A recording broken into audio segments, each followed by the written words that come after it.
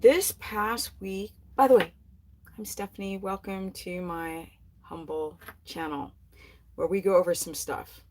Yep, we are going to go over some stuff tonight. And it's kind of frustrating because people are trying to do carnivore diets. I said primarily to lose weight, and I still stand by that because I work with these people. There are a fraction of people that actually do it to try to fix, let's say, leaky gut or histamine or their diamine oxidase, where you need fiber. You need fiber to help produce diamine oxidase, but that's a whole nother subject. I actually believe it is a lot of things that are a part of having your organs, um, like your thymus and your kidneys, produce diamine oxidase to battle the.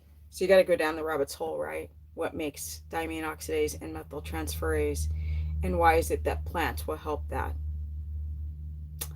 But with that said, I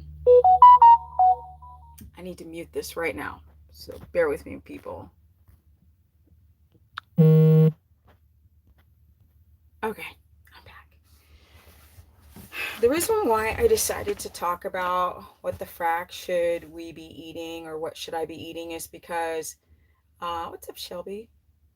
Um, just because the last week I've been doing the deep dive on the forever chemicals, also people trying to adapt, having histamine responses to their carnivore diets, their ketogenic diets, and of course, what foods do I eat on low carb if I have a histamine?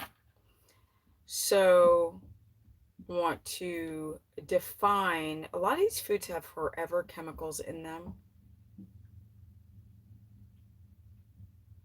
That's my horse. They say that they're just like in the wrapper, but they're not. So, forever chemicals, this is a term to describe the group of synthetic chemicals known as the polyfluoroalkyl, sorry, PFAS.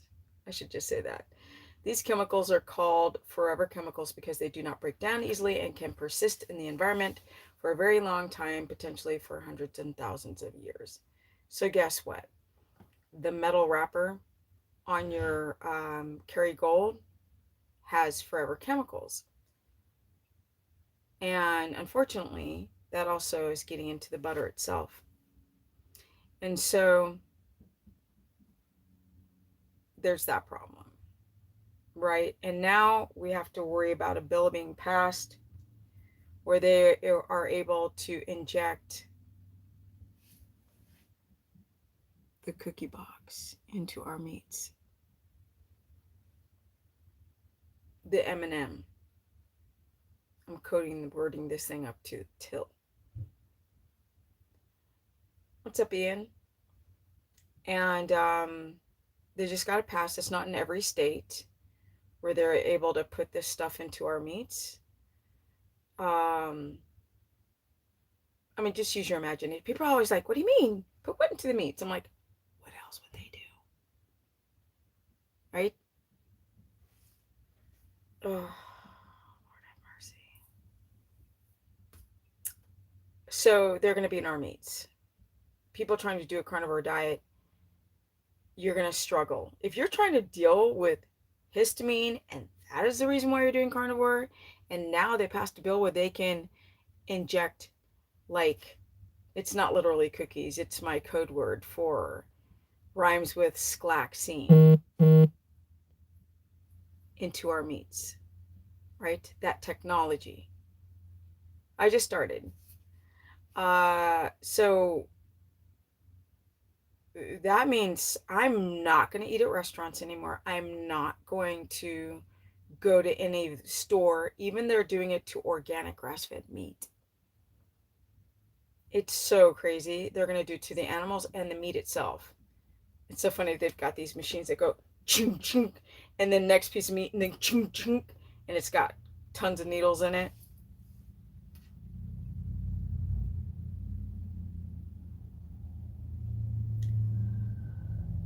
this means that I really want to encourage you guys. So not only are we inundated by like the glyphosate and the preservatives um, and the uh,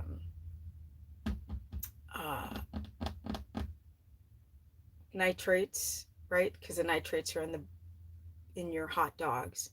They're in your bacon. I still can't believe, what's up, Pura? Yes, we had a great consultation. I mean, we got to worry about the bacon, right? Sodium nitrates. A lot of you guys are getting your bacon from like Sam's Club, people in the US, or from Sam's Club and Costco and Kroger's and HEB and Publix or whatever you're going and getting your meats from. But yeah, so the meats are injected with preservatives, like, and also things to keep the color really fresh, and that's what sodium nitrates do. They keep bologna that really like flesh colored grossness. People who come from Europe, countries colored, uh, keeps them nice and in that sort of freshness. But they're a huge cause of colon cancer. And a lot of people don't know this. And people are promoting carnivore diets where people are freaking eating just garbage cheese from sick ass cows. And they're wondering why their histamine is persisting. You know, it behooves me why people do a carnivore diet and then they're eating like supermarket cheese, or they're eating like bacon or bologna or ham or sandwich meats. What's up, Quida? So I'm just like, y'all really got to start sourcing your food. But on top of what they've been putting on our food for a very long time, so if you're, which is like glyphosate, and even in the feed, so I'm just like, the problem with the Amish and my horses is that they just grow corn, and I don't want to give my horses corn. I'm like, why do you guys give like oats and corn and all this sugar and molasses to your freaking horses? They need the energy. Oh, they're not eating that in nature. So I'm going to make sure that I have grass growing 365 days out of the year by doing ryegrass over the winter and doing grass, hay, and orchard and timothy and alfalfa. And I want to do, what's up? It's been a long time. So when it comes to people, and we're talking about our cows, that they're giving them, if they're doing grass finish, they're doing hay over the winter. But to be honest, if your hay is not very nutritious, and you can't just give alfalfa, alfalfa to cows. So the whole industry of a completely grass-fed is very subjective. Sorry. People are like, you're distracted. I can't help it when you're with them playing with each other, running around. But when it comes to like what the animals are eating, and they're eating corn, or they're eating, grain that has glyphosate on it, or the hot dogs, or exactly, horses only have one stomach, so they are sensitive. So I don't know why people keep feeding them all this high carb stuff. Keep it away from me. Ugh. But it's the same thing with people giving like the Fruity Pebbles looking stuff to their dogs. I'm like, that's not food. Or to their cats. I'm like, or the canned food. Ugh. So, when you're reading about how many people get cancer, or how dogs get cancer because people are buying this god awful dog food that has all this nastiness and colors and dyes and preservatives in it. And then we have to think about what we're doing, like on a ketogenic diet, because not only are they going to put this crap in our meats, they're also going to put it in our produce, right? It's a technology. And so we got to deal with the forever chemicals. Thank you, KG, who writes, the food is becoming the 3 cycles of hell. It really is. And so I'm now there. I'm so lucky. There's three pastured pork um, ranches around me. So I want to get a half a pig and I want to do a quarter cow. And then people keep giving me a ton of deer. But what they're trying to do is inject the shite into the deer as well. It's so crazy how we have to be very careful. So, luckily, a lot of the deer that people are eating here is the deer that's on people's land. So you can obviously see if somebody's like the deer. Um, but we got to really watch what we're eating today, because if you're trying to heal that like leaky gut, you're not going to if you're just got a lot of junk getting in you. God knows what the planes are farting out, right? That white stuff up there. So it's just really, really, really important that we start to source our food a lot better. I really suggest that for people. So we've got the forever chemicals that are like in the Kerrygold wrapping, and then we've got, and God knows what's like when you guys are going to the store to buy cheese. Like, just don't. Um, don't drink the milk. Don't eat the cheese, and be really careful where you even source your butter. So I'm going to go ahead and I cannot stand that the Amish have to sell their butter, it has to be FDA approved, and so they pasteurize it. But I know in Nashville, I can go and get raw butter. So I got to find out what farms sell that so I can get that. But yeah, not only almost all our food is going to be like super sketchy, but our spices. So a lot of the spices, actually, there's a woman, I think she's called Lead Free Mama or something like that, or Mommy. She's like going to town on our salts and our spices. And so she is like the Inspector Clouseau, and goes and has other independent labs check what's in the spices. And a lot of them have lead. Yeah. So unless you're doing like fresh herbs and you're drying them yourself, I think that's something you might want to consider. Yeah, it's crazy. Like, what are you gonna eat on a carnivore diet? So basically, like when they're, I said in another video that Himalayan salt, it's from Pakistan, and the explosives they use to, blast the salt mines has freaking, like, absolutely cool. Kerrygold is no longer a go. Yeah, unfortunately, Dominic. And also your Himalayan salt, yeah, it's either got lead in it or it's got some radio, dare I say, active material in it, from the blast.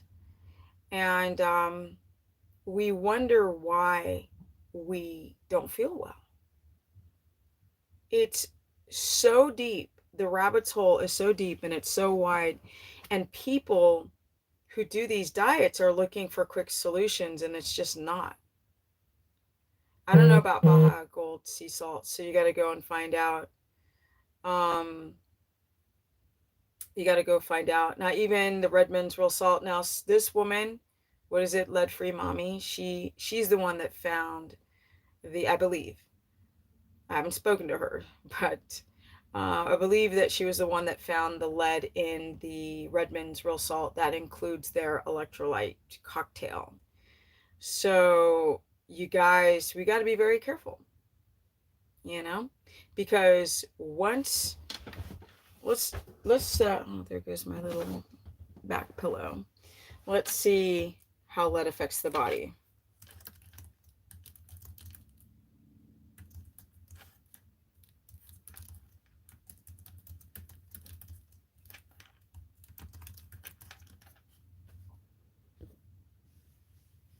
Oh no, Redmond. Yeah, I know. We are so fracked up.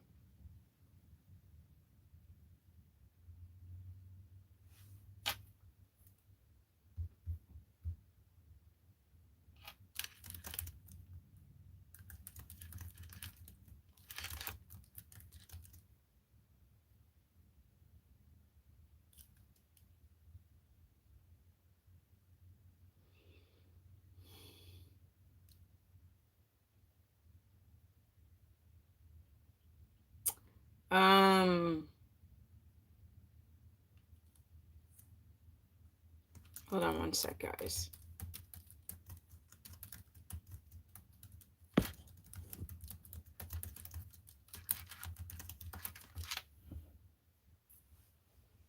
I think he does. Who? Unfortunately, the sea salts too have microplastics in them because we had to wear so many friggin' menstrual pads, like the thin liner menstrual pads with ear straps on them on our faces for frickin' 3 years, and those are all in the ocean. So people are finding plastic in the sea salt. Yeah. Okay. So yeah, the main problem when you're having, let's say, lead exposure is the effect on your nervous system. And you could have like headaches, irritability, decreased memory, or concentration, weakness in the extremities, um, developmental issues like ADD, cardiovascular issues, reproductive issues, gastrointestinal and intestinal issues, which we all know that so many people have leaky gut today. They dump it. It ends up in there. Let's see. Let me ask Google.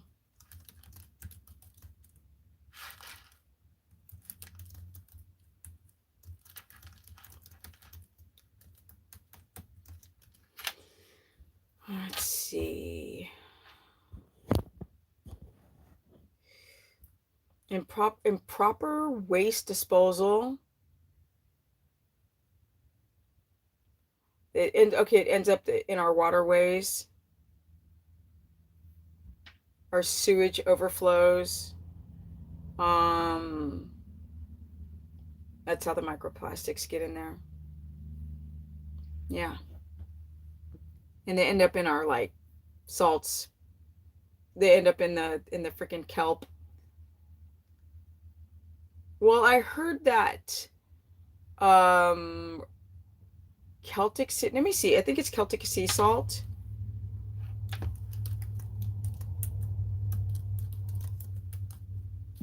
or Celtic.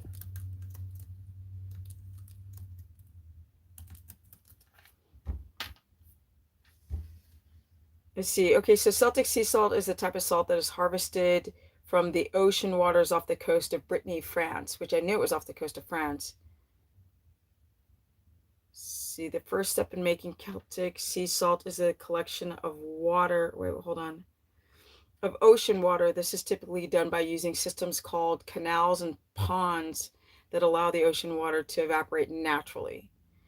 The evaporation is then collected and allowed to evaporate in the sun and wind. The process can take several weeks, and as the water evaporates, the sea concentration increases. So I've always heard that this one doesn't have lead and does not have the microplastics. Crystallization as a salt is the concentration and the water reaches this certain point. The salt begins to crystallize, forming salt crystals that float on the surface of the water, and then they skimming and drain the salt crystals and skimming and drained off the surface of the water. So your Celtic sea salt. So I would start saying to use that instead of your Redmonds, instead of your Himalayan, and get rid of your freaking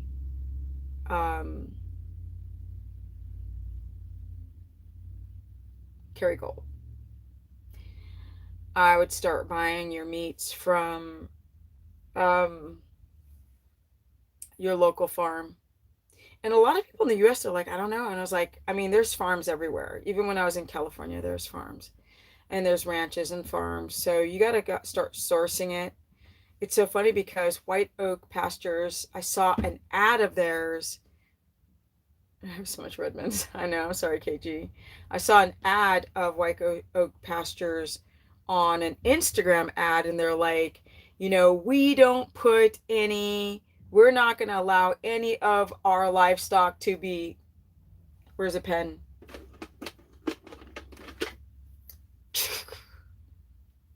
Stabbed with any type of M&M. Yeah.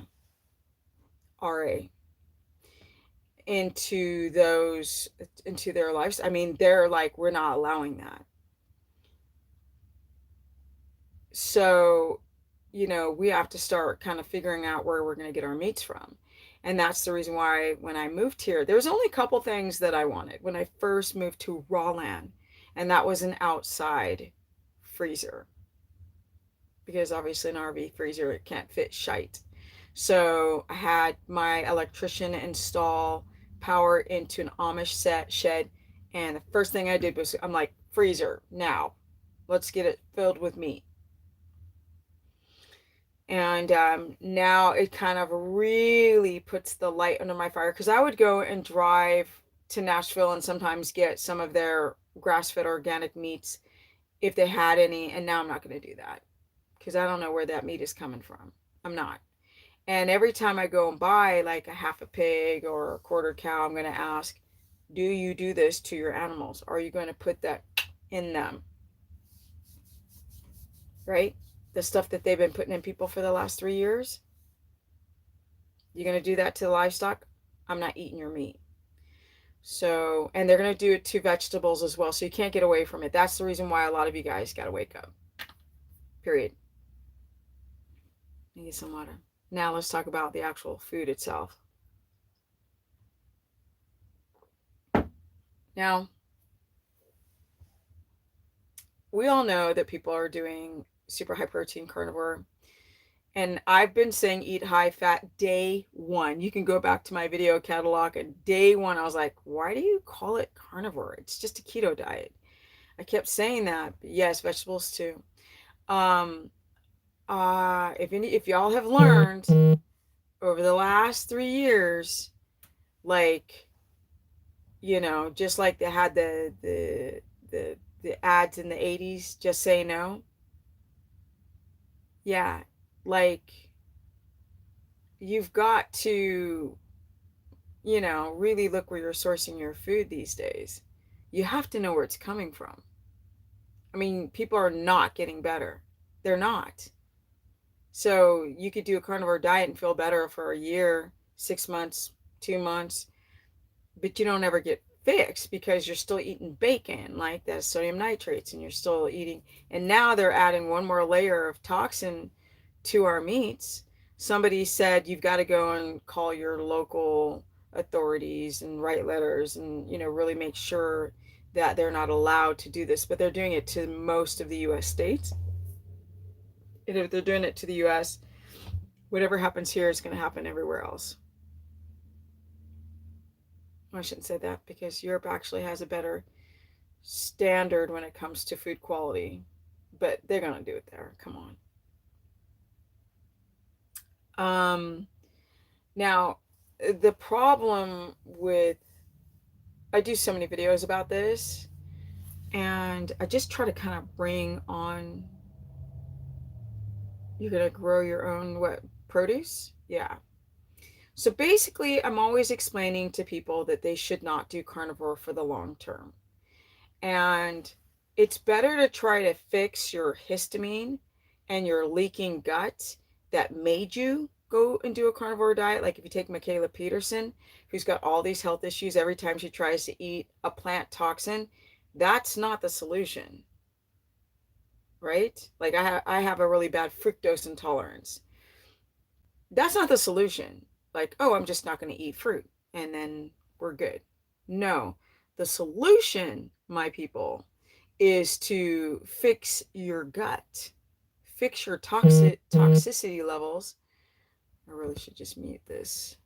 I don't know why I didn't just mute it. That's what you got to do. Now, some people get their underwear all twisted up in a knot because I say that when you stop eating fibrous plants, you lose diamine oxidase and N-methyltransferase. This is not some science study at all. But what I have noticed is that when people cut out their vegetables that had no problem with them prior because they heard a carnivore diet is the shiznit, and now and then when they try to go back on to eating carbohydrates, let's say because they develop like severe hypoglycemia, they're not able to go back to plants. It's like they lost their ability. Well, what's the factor that you're losing, right? You're losing anything that has fiber in it, because it doesn't matter if it's an avocado or a cruciferous vegetable or a celery.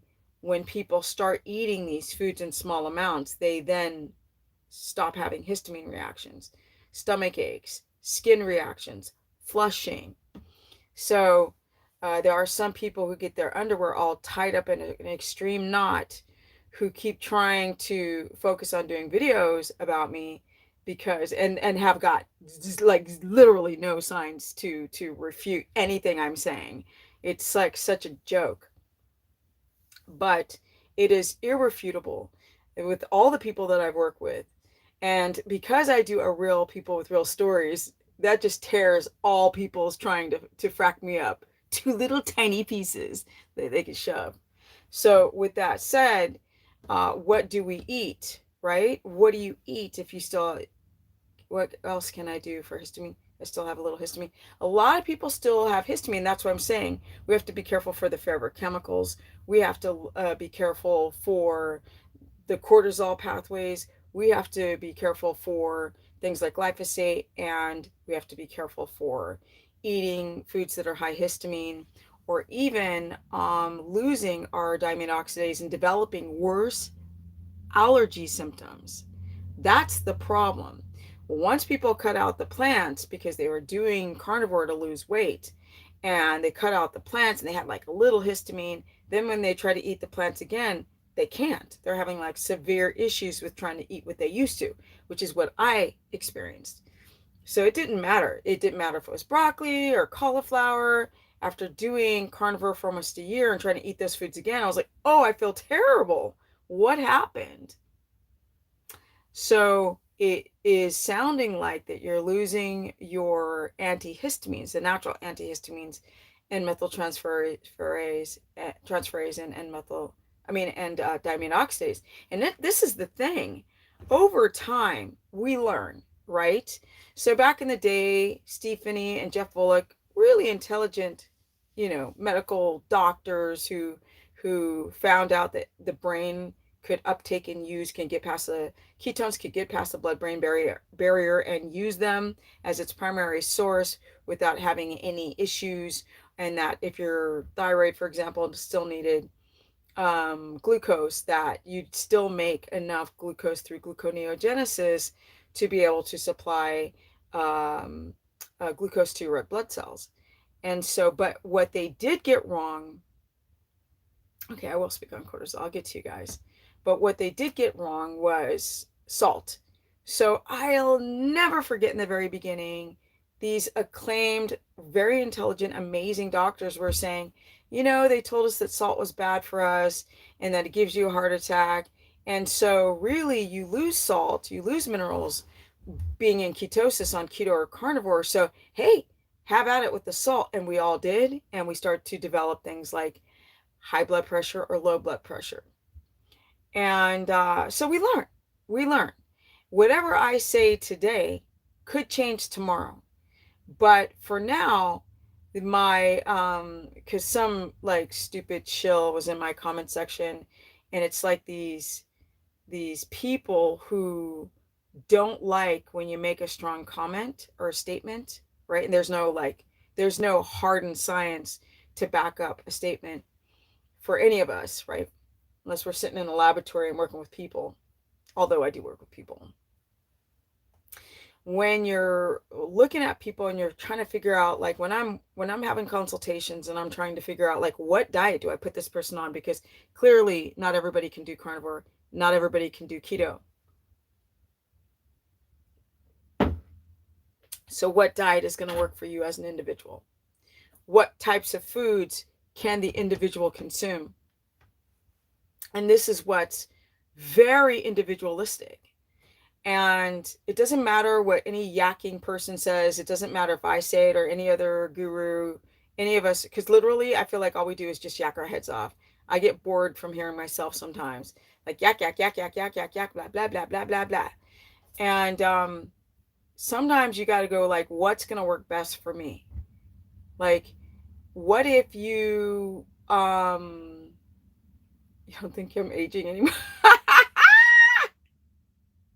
Oh, well, some people who try to roast me in videos are aging. I'm just saying, but I digress. I think that with my own, let's say I'm biohacking my own body, right? I'm really trying to figure out certain things, like just something as simple as getting vitamin D, right? So you guys start to see that I'm starting to get a lot of sun.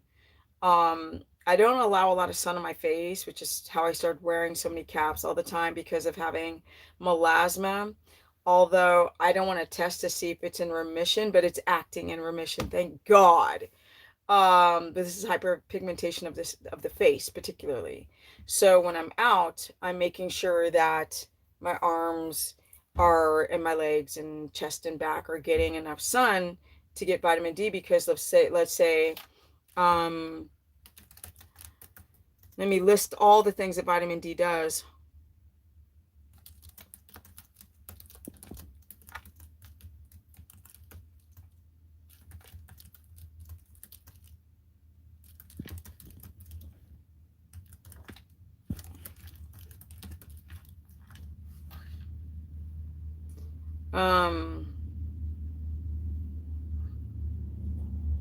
Get this charger so it's not covering the stream, my screen.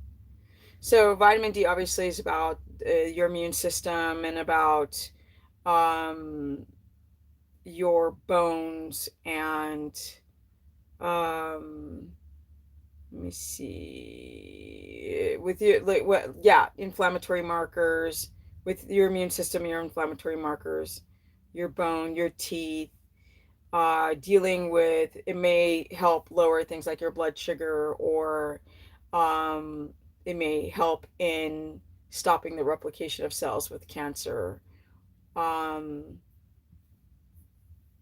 It's connected to a lot of weird ass stuff, vitamin D, and also affects your mood, obviously, and your sleep. So when you're trying to consider what foods to eat, you have to think, okay, well, what does my body need? What my body needs isn't what the next person's body is going to need. I need to get sun because my skin is brown. And so when you have like white skin, it's much easier to get vitamin D in. And since I'm not living in Cali anymore, and I'm actually living in a state that has seasons, then as soon as the sun comes out, even today I was walking around in a tank top, this tank top that's like super dirty because my horses just brush up against me once, and it's like dirty. But my neighbor's like, I was like, isn't that beautiful weather? It's so pretty today. And he said, it's a little cold for my liking. And it's like, I'm not even noticing it anymore because I'm so used to being outside constantly. But it's just like understanding that my body particularly needs vitamin D. You need it for your thyroid. That's another thing I forgot. And that there's this problem with people getting nutritional deficiencies because on carnivore, they're just eating like ground beef and ribeyes, and like that's the majority of the food that they're eating, and they're not really trying to figure out like, am I having too much iron in my body? Am I using any retinol on my skin, which can affect your vitamin A levels? It's so funny because like all the stuff they tell us not to eat, like don't eat fat because it'll give you a heart attack, like don't eat vitamin A in liver because it's gonna give you vitamin A toxicity, vitaminosis, or what is a vitamin A toxicity, or um, don't drink milk, or whatever they say, because it's because of the IGF-1. There is just so much gobbledygook between like what the higher ups say down to the carnivore gurus, down to the individuals talking to each other, and we are all different. So what the frack do you eat then? Like, if you have high iron, you're not going to eat a bunch of red meat. If you got high uric acid levels, which a lot of people are developing on carnivore, it is scary, this whole uric acid thing. But if it doesn't happen to you, like, you don't know the wiser. Like, and if it's not happening to a particular guru, why are they going to talk about something they have no idea about unless you really start to connect with what's happening to people? People are developing gout. They're developing issues with high uric acid. And it's just something, it's just like, okay, so then what do you eat? Well, go and find out what's going on with you, right? You have to make sure that you've people. How many videos do I do where I talk kind of like about similar subjects, and yet I'll do consultations and people will, like, one after the other have gallbladder issues, and still I think people are in denial.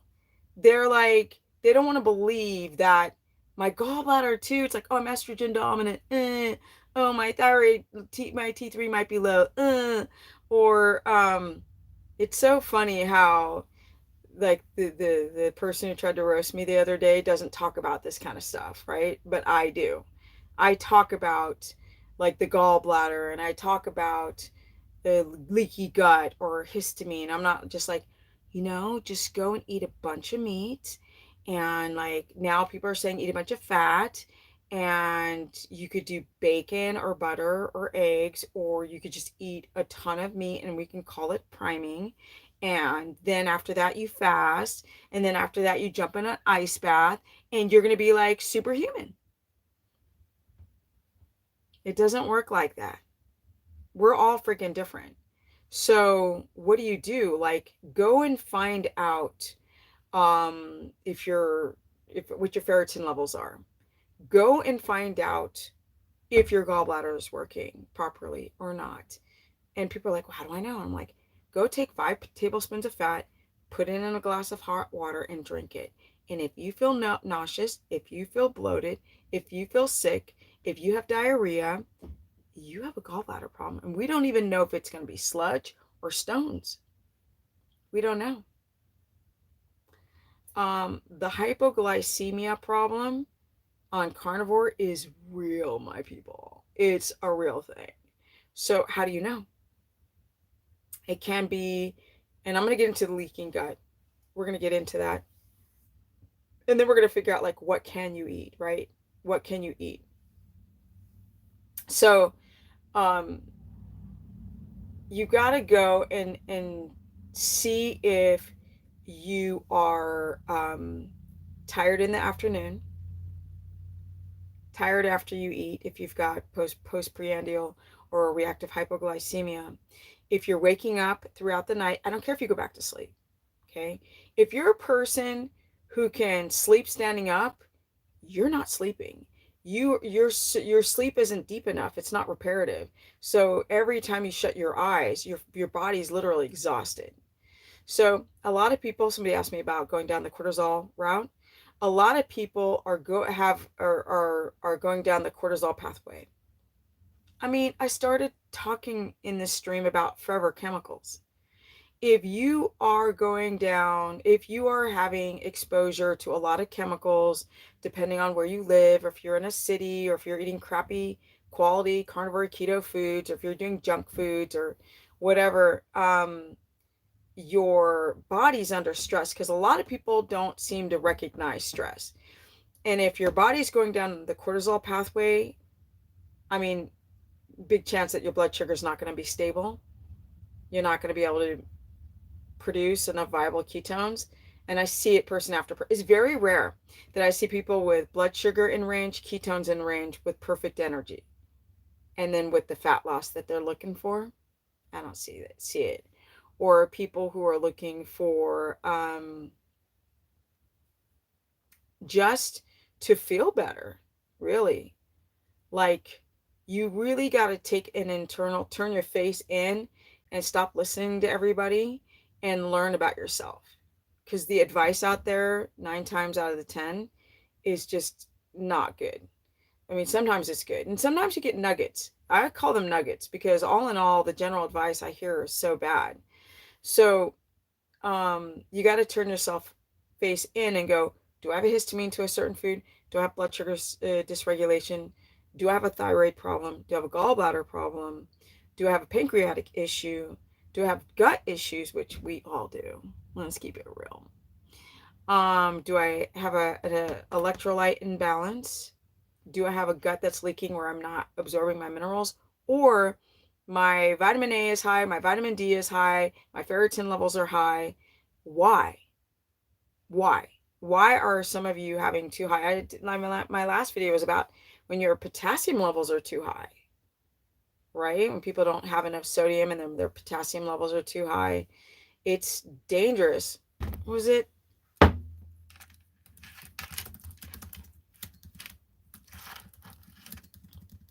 Hold on one sec, my people. Oh, that's right, because potassium can be, I think it's highest in the morning and then it lowers as the day goes. So when you take your potassium test, it can be super subjective. Like, we just got to know what's going on.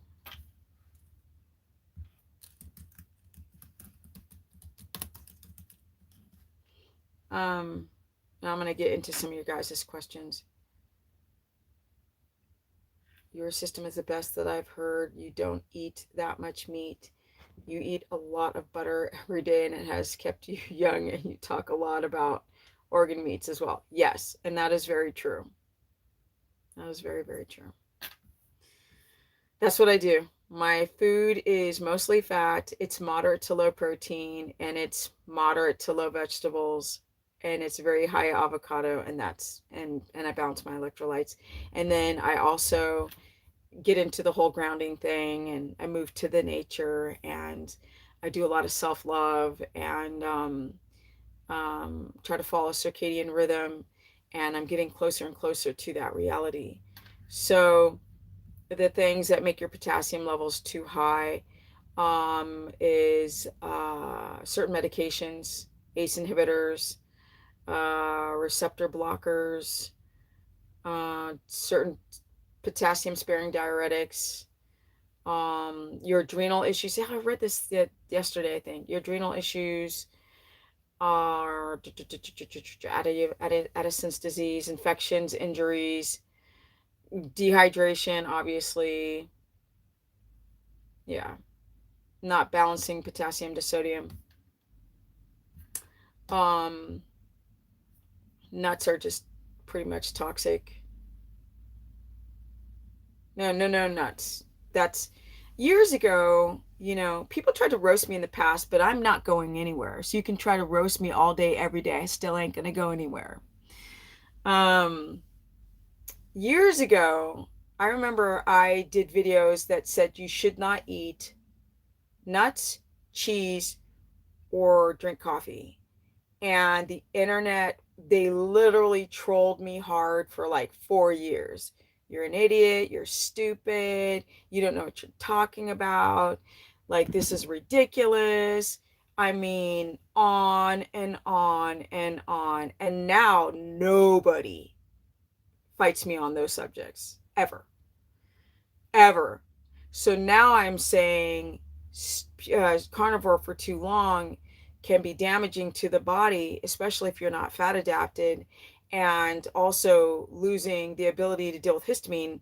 And my assumption is through the lowering of your diamine oxidase.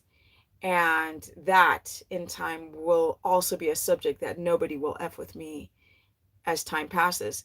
Now, carnivore is such a new dietary explosion that people don't know their nose from the tail. Maybe that's the reason why people get such bad advice, is because people don't know yet. You know, when I first heard about the carnivore diet, I was screaming, make sure you're in ketosis doing that, because I know all of the pitfalls of cutting out carbs, just cutting out your carbs. Like, what happens? Like, it's gnarly. You can damage your heart, right? This stuff is not good. You can develop high blood pressure or very low blood pressure just cutting out your carbs. Legit. Why isn't anybody talking about this? You know, when carnivore first was starting off, people were doing like the fermented meat and the raw meat, and I mean, they're just trends, right?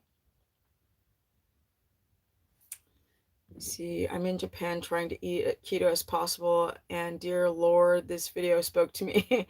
Luckily, I caught it live. I'll rewatch it later. I think Steph would freak out traveling to Japan. Love your girl. I think I wouldn't freak out. I've traveled so much. I've literally traveled. I mean, we're talking like, I lived in Europe for 16 years. I lived in an African village for a couple months.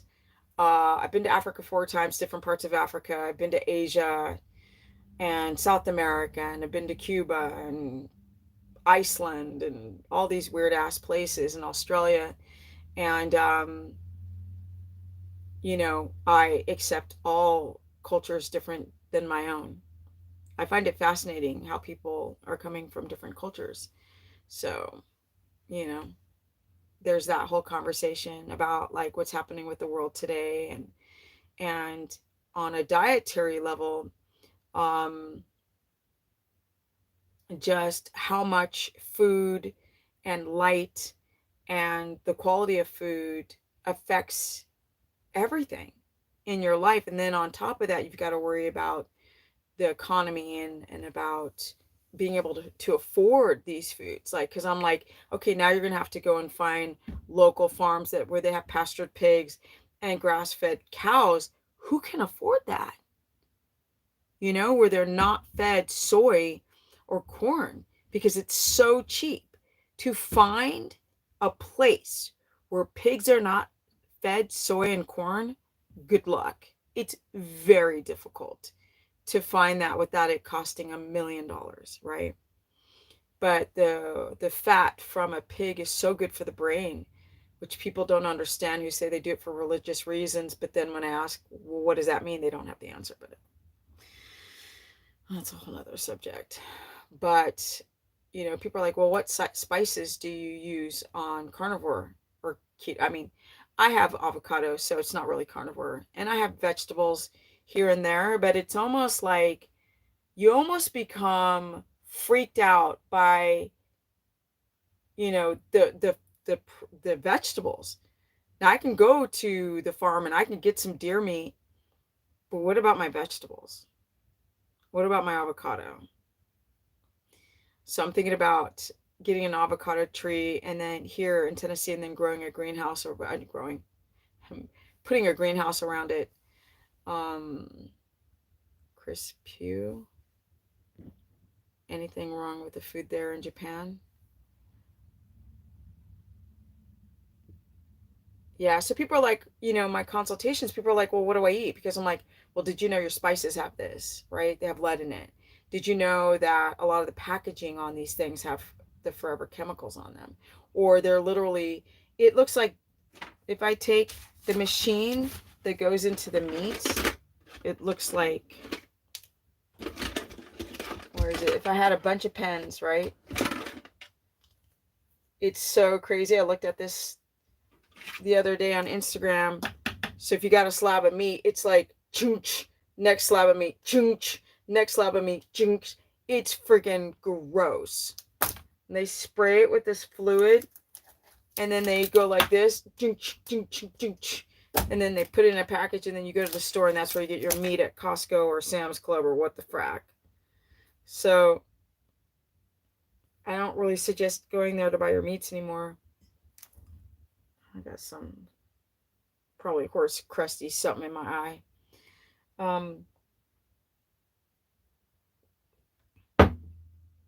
So I really suggest that you guys go to your local farm. Now, I know that when people are buying eggs, people who've got histamine reaction to the whites of the egg.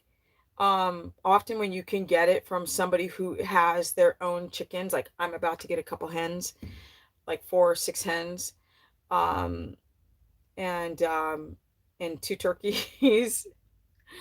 I'm gonna get turkeys to take care of the chickens, right? And I got the donkey to take care of the coyotes. So I've got two, like, I just wait for a coyote to come on my land.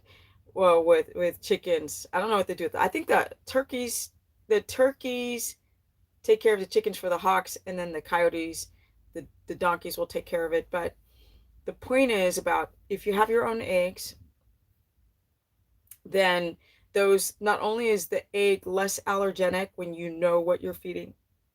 If your chicken is getting table scraps that aren't of junk, they're getting bugs. I've been watching all this Instagram stuff on how to like make a bunch of larvae, and yeah. So there's ways to do it so you know exactly where your food is coming from, and then you don't react as poorly. Because I tick box allergic to eggs, like on a test. But when I have eggs from all these people have chickens here, so when I have eggs from somebody who's got chickens, I'm fine. Like it's great. So the point of the video is like, what's the solution if you can't eat your food anymore because it's all garbage? Then go and source where your foods are coming from. But what I also want you guys to do is learn, if you do have a histamine reaction, you want to go and rotate your foods every 3 days. And this is very, very important because a lot of people get stuck in a routine. They're busy, they're paying bills, and to like, they're like, oh, I eat this one. That's my go-to food. You can't do that when you're trying to heal leaky gut. Kimber's like, you go, Farmer Stephanie. You can't heal your gut if you're eating mono foods because foods have different types of bacteria. We need to keep our flora diverse. It's very, very important. And I think also what might be happening when I say that fiber helps to create diamine oxidase, I believe that people who are having, let's say, kefir, for example, and they're having a probiotic, and then they're having a prebiotic fiber, and then they're able to get back their diamine oxidase through this process of getting their gut dysbiosis back in order. And this might also encourage the diamine oxidase production.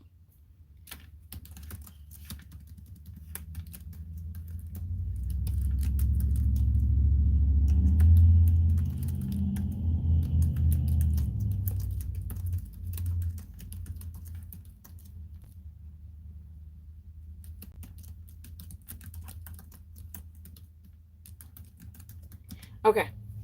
Diversity of foods makes sense. Yeah, and I mean, all I do is saying stuff that's logical. So, like every couple of years, somebody will try to roast me in a video, and I'm like, are they trying to get clicks and views? I don't know. But some of these, one carnivore person, he's got like this issue with things that I say because I make really bold statements. But the fact is, just read my comment section of people I've actually worked with, or people who just follow me and they're like, oh my God, I took Stephanie's advice and I feel better. So, in a couple years, the roasting will be done with.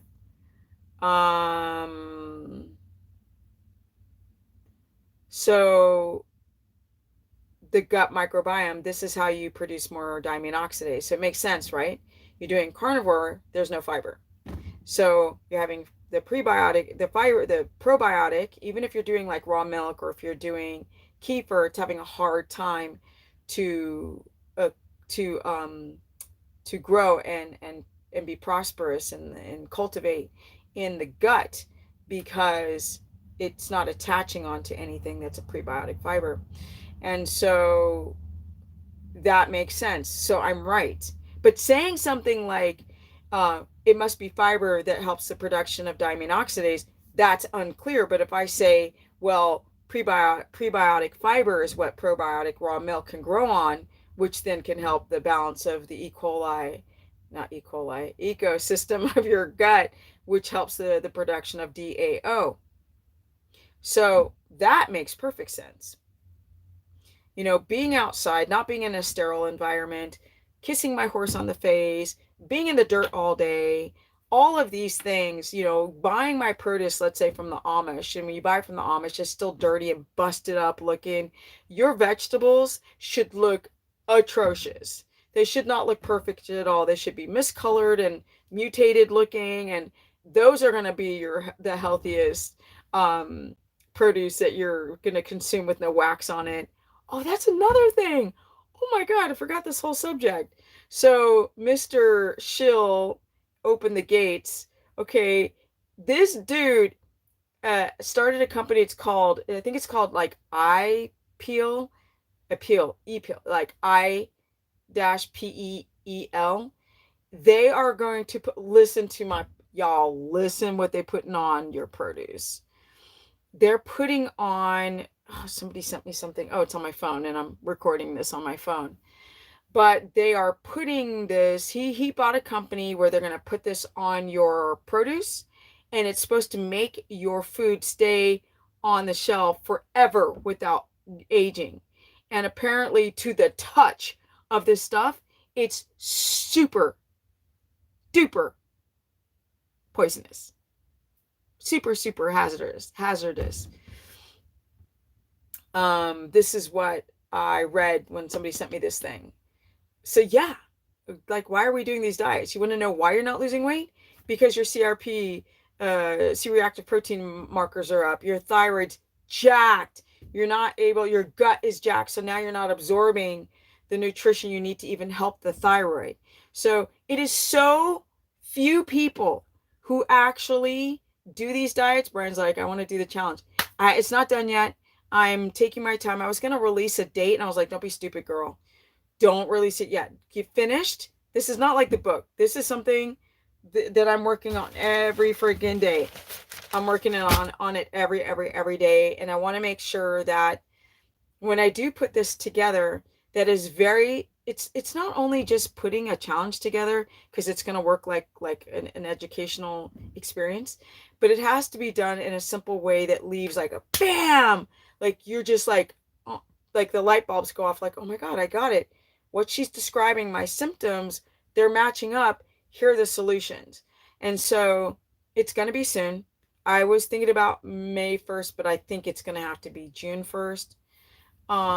Because I just want to make sure that I cross every T. I did a challenge, I think 5 or 6 years ago, and it was really cool. And I did it in 2 weeks.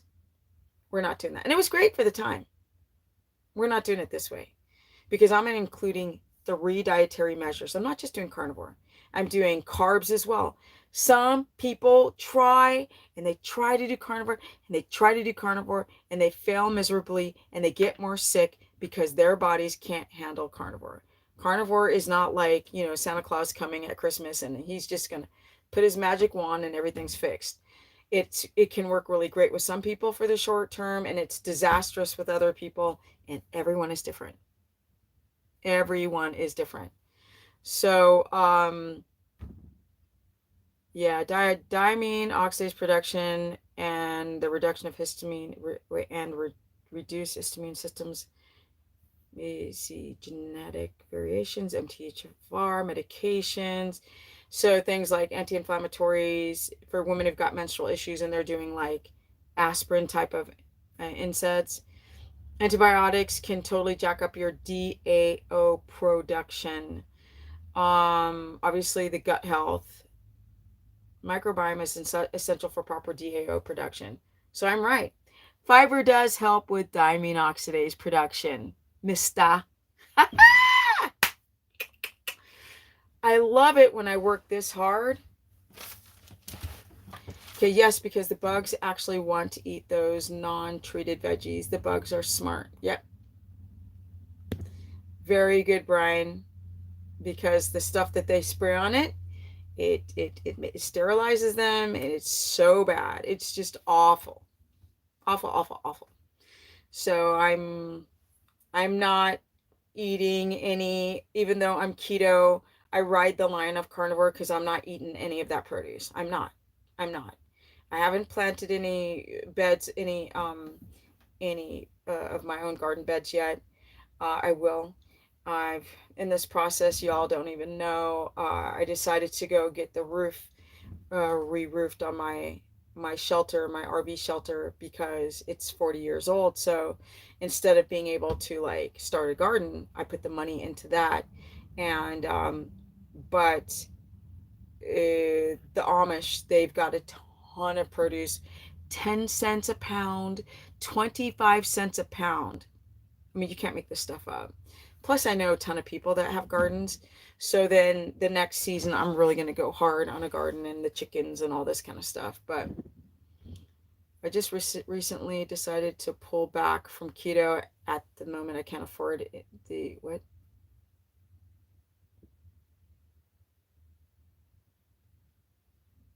Don't want to wear diapers? Are you having diarrhea? Are you having are you okay? Some people, I'm gonna tell you right now, a lot of you guys who are like, what do I eat? Some of you just need to understand you have a gallbladder issue. Okay, and if you're having a histamine issue, like I was explaining before, eating, changing your, rotating your foods, this will really help you. You got to sit there and take notes, right? I'm having lamb for 3 days. Now I'm having chicken for 3 days. Now I'm having salmon for 3 days. Now I'm having beef. Just don't do beef, right? Rotate around and then notate how your body feels. And that's how you figure out what you can eat, because a lot of people keep telling me, I don't know what to eat anymore. We're dealing with the histamine response. We're dealing with the forever chemicals, all the stuff they're doing to the meats. And then we're dealing with, people who've got things like high iron or issues with gout on carnivore. So I'm going to go back and hit some of your questions. This is now anybody who, when I do lives, I talk to my people. And so I've spoken a while now explaining what you should, like what to be careful with when it comes to your foods and what you can eat. If you're doing a carnivore diet, you got to make sure you get potassium. You got to make sure you get potassium. I'd rather you get it from food. Some of you guys can't have a histamine so bad you cannot get it from food. You can't get it from meat broth. You can't get it from oysters. You can't get it from seafood or salmon. So then people are getting some of their nutrition from, or the potassium. Did I say potassium? That's iodine for salmon. Shellfish has the potassium. Some people need to go the route of like potassium citrate. Potassium citrate is the more gentle. All of the potassium supplements are toxic. They're hard. They're hard on the biliary duct system, especially the kidneys. But potassium citrate is the better one on that organ, but it's not as absorbable, for example, as, let's say, potassium glycinate or chloride, which is very toxic. Because we got to take this stuff. We are not people who eat carbs on keto or carnivore. So your demand for sodium, potassium is 10 times more than a carb eater. So their recommendations don't fit us. Let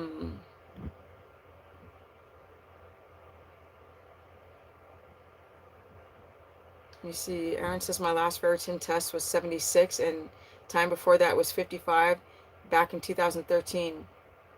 It was close to 400, but I started giving blood. So Aaron, sounds like you're developing hemochromatosis from high iron.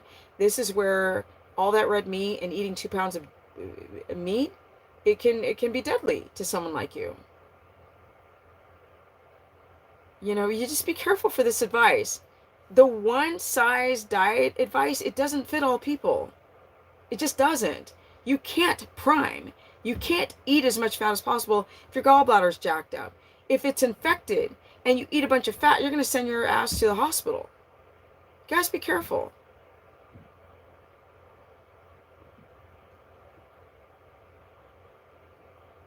What test should we request from our doctor to check all of these things?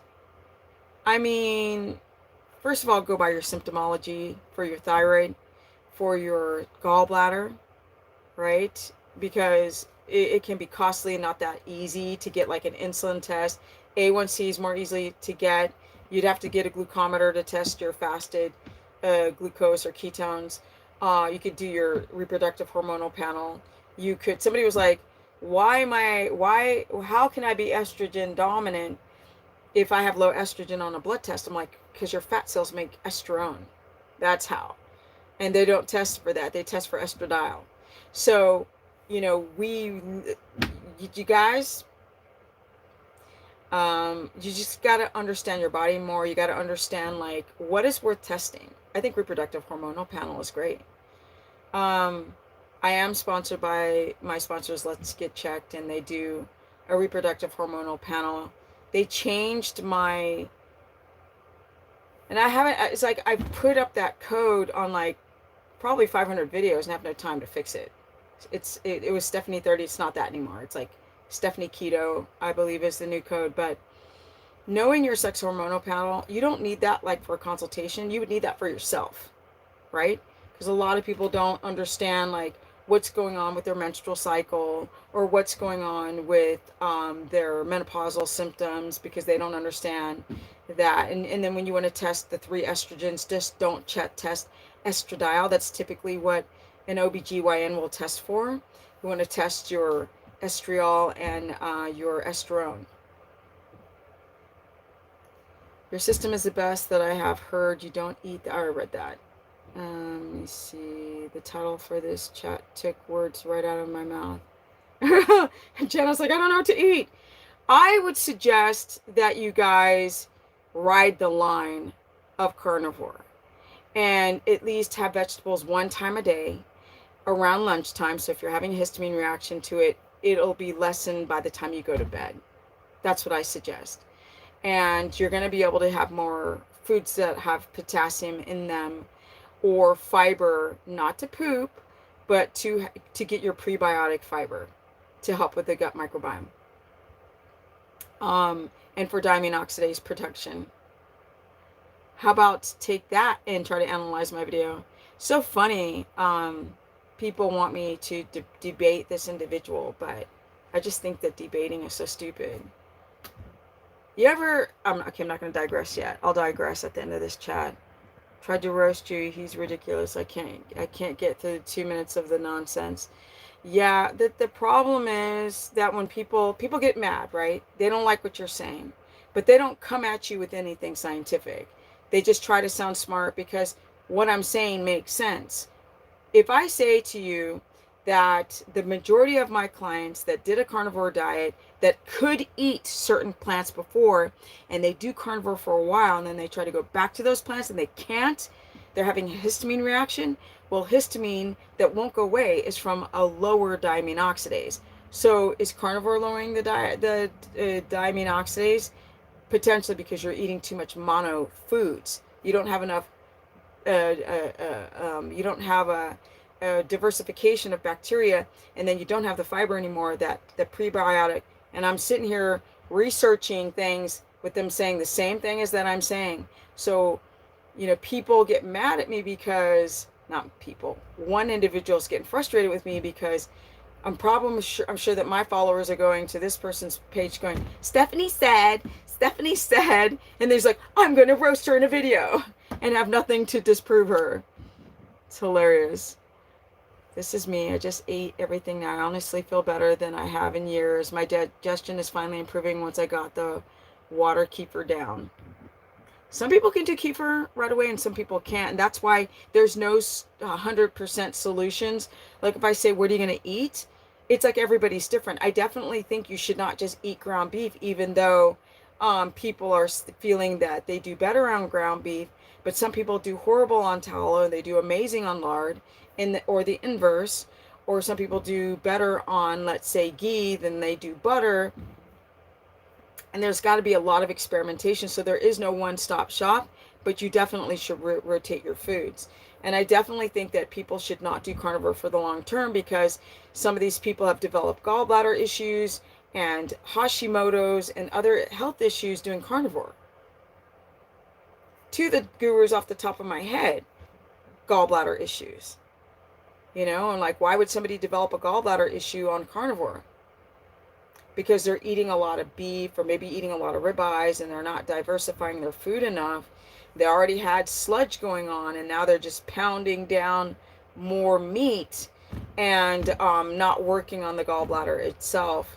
Or some people are eating too many lean meats, and that's, you run into problems when you have lean meat. Hi, Stephanie. Do you have any recommendations? This is where I'm going to read people's comments. So people on the replay, this is where you want to check out. If you want to feel like I'm distracted, I'm going to be distracted right now. Do you have any recommendations for meal ideas and meal timing for a registered nurse who works 12-hour shifts? And that's a great question, Erica. Thank you for asking that. And this, here's how, Erica, this is where me doing consultations is so important. Because when I talk to you, we can talk about everything.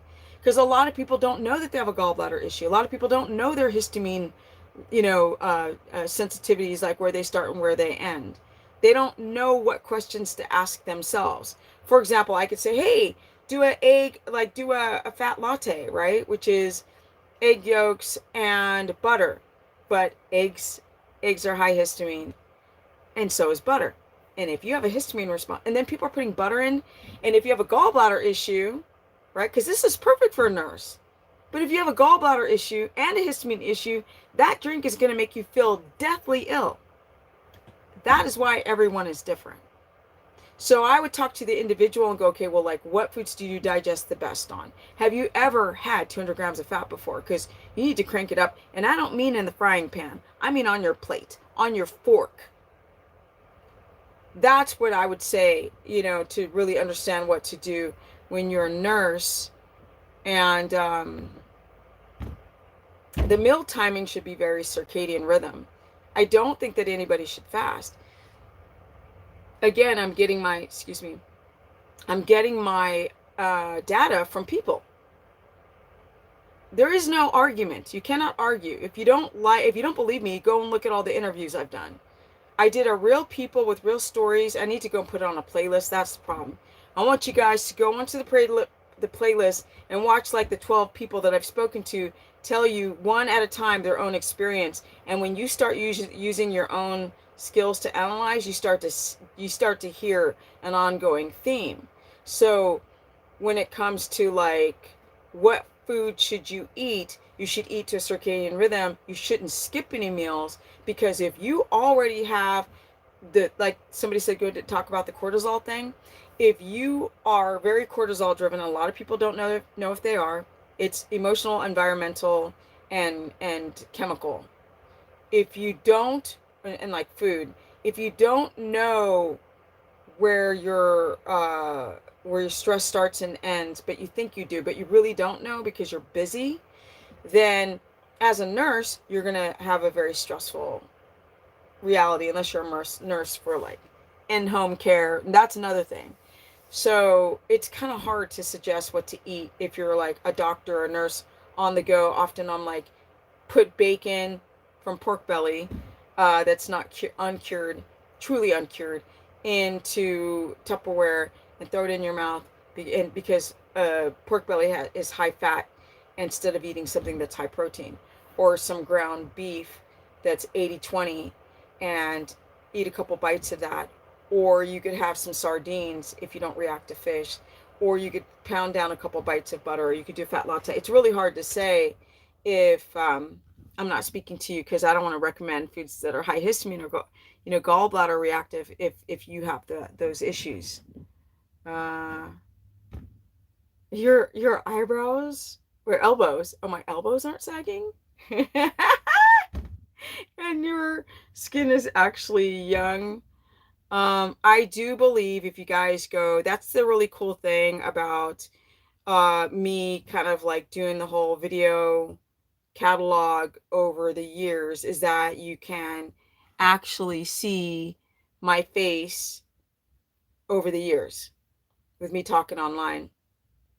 And so, of course, I'm aging, but I've slowed down the oxidation of my body exponentially, I believe, from doing a ketogenic protocol.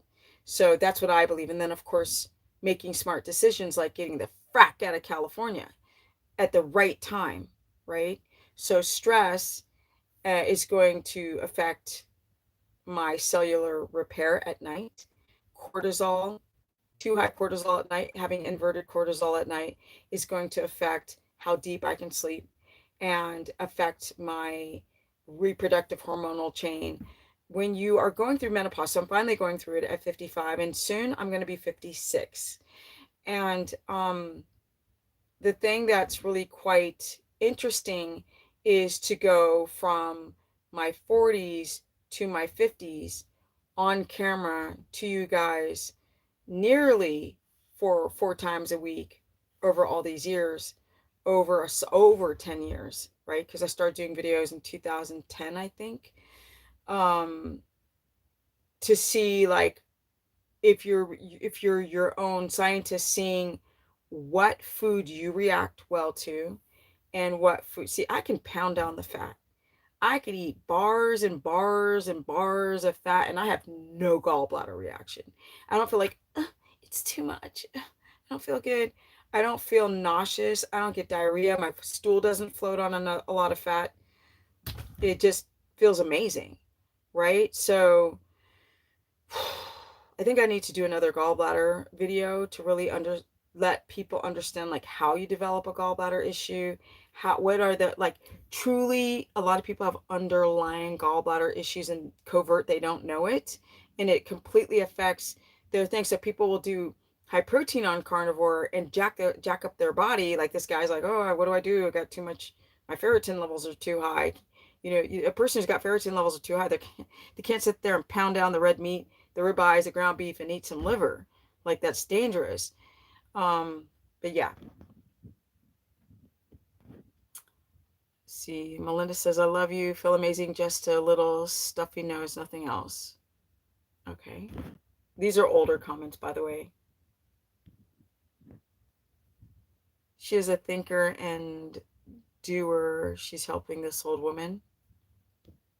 It's old, so I'm out of context. Gloria says, Dear Stephanie, you are so wise and extremely intelligent. Thank you, Gloria. You know what it is? I think that I have an affinity for, it's not even so much my live streams. It's really about, because I never do what people want, right? I try to help people, but I got to entertain myself. So I don't sit there and have a whiteboard, and I don't pre-write things out. I don't create a script. I just start talking. Especially when I have people in a live. But when it comes to talking to people one-on-one, I don't know. I think that's where my magic is. I feel like I've learned, I feel like I'm just the average person, but if you really connect with people in these consultations that I've had over the years, it's so profound that you create bonds and friendships, and you laugh together, you cry together, and you learn so much about each other if you are a very connected person to another person, right? Like the person who's trying to roast me, like, I actually like him. I just think that he is so frustrated on what I say, because I'm so matter of fact, that it's a turnoff. My internet persona seems very extreme. But in reality, one-on-one, I'm really good with people one-on-one. I really feel like all the BS goes to the side and let's talk, right? Let's get down to it. But being a person online is so stupid. It's just weird. I'll never get used to it. It's actually, sometimes I just get tired of talking about friggin' all these subjects. And I want to talk about what's happening in the world today. That's what I would love to talk about.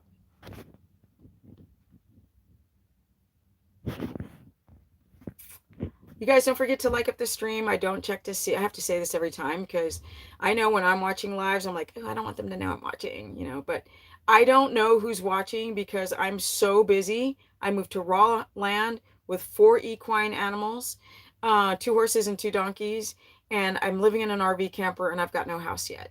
So I moved here with nothing on it. I have to do every single thing by myself, plus run a business, keep myself in amazing shape. And it is amazing shape because that's another thing I'm good at. A girl will kill a gym. I will F a gym up. I will F it up. Plus, I'll F up a horse. I rode my horse today. I was like, this is so dangerous, so we're going to do it. These people have got like all these acreage, like 140 acres to just go, thunder, go! And he's just going top speed, and that's dangerous because you don't know if the land, if it rained and then it hardened and then there's like a hole, and if he trips and you know, one day I was riding and a copperhead goes by and I'm like, oh look, there's a copperhead. Okay, let me see, need 50 more likes. Right now at 57 likes. Keep it up, you guys. You hit the chat box, it bounces you out. You hit the thumbs up and then you go back into the chat. Blood types lately? I got to see what you guys are talking about. Tony, I didn't say it was, but it is the definition of keto, and it's the ratio most of the studies that have been done. Brian, the studies are such garbage. Just, I don't know what you guys were talking about. The studies of keto or carnivore are all going to be a joke. I remember when they first tried to do studies on keto. It's like, first of all, they never get the fat up high enough. Okay, they never do. They have the ratios, all of the amount of meat and the individual, and if they got enough stomach acid and hydrochloric acid and protease and lipase, all of that is not factored in on these studies. So whatever. Great advice. Tried the oyster complex you mentioned a few months ago, and it really helped my digestion. Thank you. Can't wait to do a consultation with you. I do better on fat too. Awesome, Brian Doss. Thank you for that. I was watching an old video of yours and you spoke on this spit in the glass test. That stuff is not conclusive. I actually did a video. Oops, speaking of elbows. I actually did a video about saying that spit test is not always accurate. Can you speak on that? What that means? No, I'm not, because like that's not a good test. I think that was for Candida. I think blood type was long ago disproven. Yeah, the blood type stuff, I never believed that for a second. Never. I just think that's garbage because I do so many consultations with people who have different blood types and they all have similar symptoms. Like MTHFR, if you can methylate or not, may play a role in certain disease that people have. Rob says Stephanie is the shiznitty flammy bing bing. What is that? Somebody says, when eating avocado for potassium, do you have to eat it? Allow and without salt, mean alone? No, you can eat it with salt all day. Like I said, anybody on the replay, if you don't like this part where I actually talk to my people, like this is what's fun for me. And I can't do consultations, Freudian slip. I can't do live streams if I'm not enjoying it. I'm already tired of like talking about keto all the time. So, or carnivore or diets. So if I'm going to do it, I'm going to do it to make myself happy. I'm not going to make the one individual that doesn't like that I digress. And I bet you on this stream, some Karen's going to be like, you're digressing. So speaking of Karen, thank you, who's donated to Super Chat. Thank you. Thoughts on stevia, essential oils, and oral care, especially at night. I've yet to find flavor-free product have porous teeth. I do use fluoride. Why? I think Tom's is fluoride-free, right? Let me see.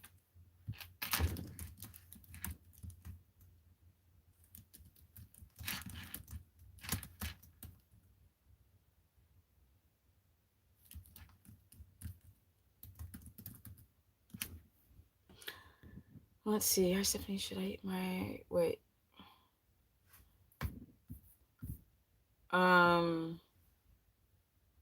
Yeah, why don't you... Tom's, it's fluoride-free. They use zinc. Okay, Tom's uses zinc citrate, or they use xylitol. That's weird. To prevent plaque and whiten teeth. Tom's Botanically Bright toothpaste, also fluoride free, uses silica, hydrated silica to remove the surface and stains. There's the answer. It's not hard to find this stuff, my people.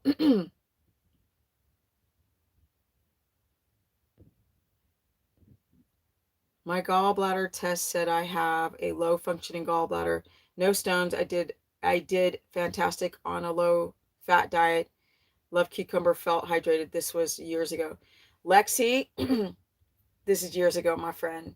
If you do a low fat diet, you're going to make your gallbladder worse.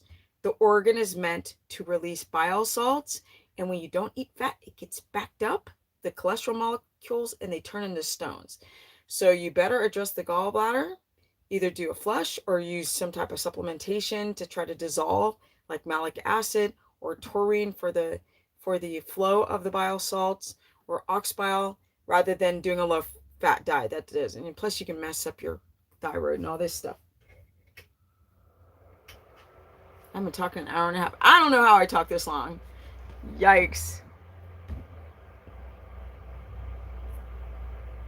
Okay, that's where it was. Somebody, Lexi said some blood types do better on some food rather than others. Have you heard of that? And that has been disproven. That is what I've read. That is what I believe. We could all be wrong, but most likely probably won't.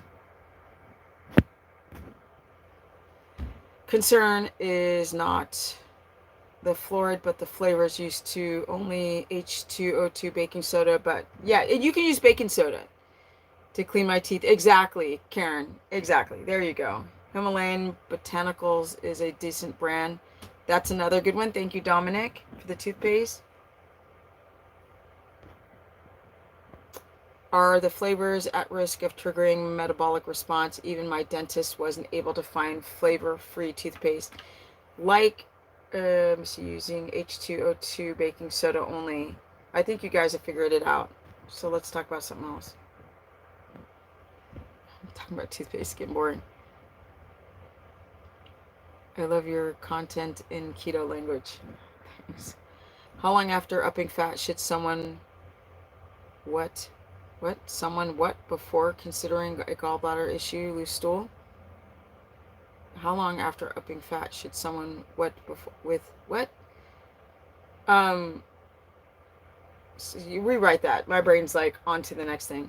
Hi, got here late. Are you doing the 30? Yes, okay. I'm doing a $1 a day for 30 days.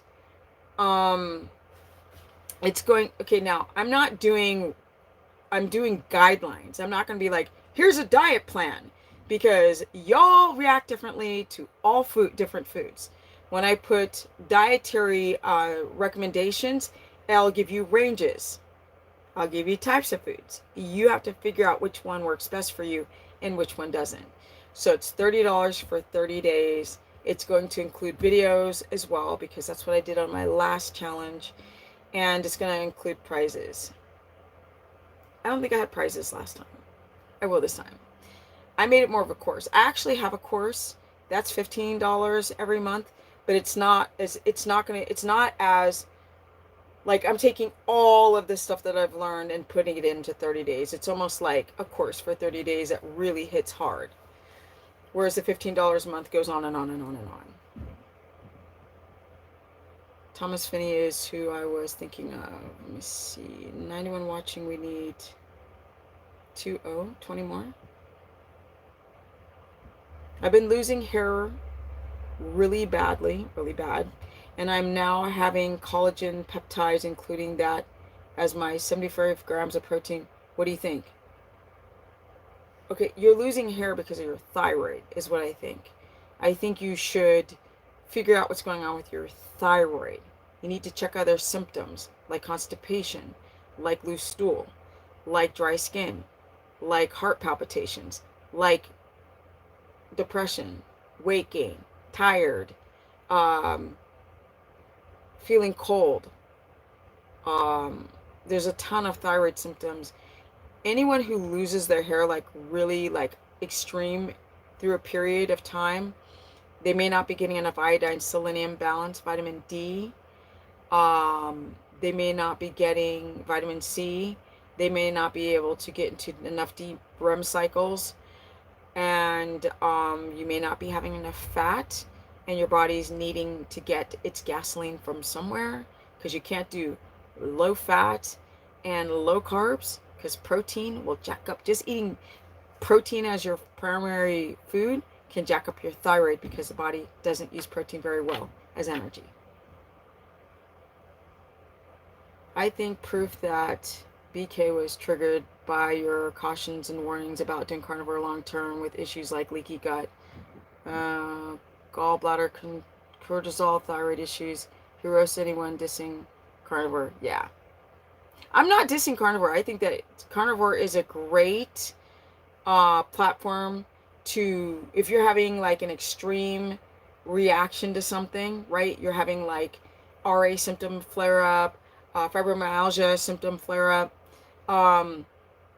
something like histamine, but then over time people start to develop second and third issues doing long carnivore too long. And it's so funny because I watched him in a video years ago where he was debating a vegan, and they're like, and he was arguing carnivore, and he's like, well, I'm not even doing it. He's like, I'm not even like doing it, you know, I don't really feel the need to do it, but now it's a whole thing and it's a whole brand. And that's just how it works. You know, it's a brand. And people become very dogmatic. They do something that they feel did amazing for them, and then everybody else should do the same. It's like Freely the banana girl. She was like, I'm eating 50,000 bananas a day, and everybody should be a fruitarian and eat a bunch of, you know, or raw till 4 or whatever. And then, like, they probably really did believe in this whole dogmatic, stupid thing. And then over time, you know, 10 years later, she looks like my grandmother. You know, you can see her aging on it. And that's what you see. You know what I'm saying? It's like, I'm a 55-year-old woman. Like,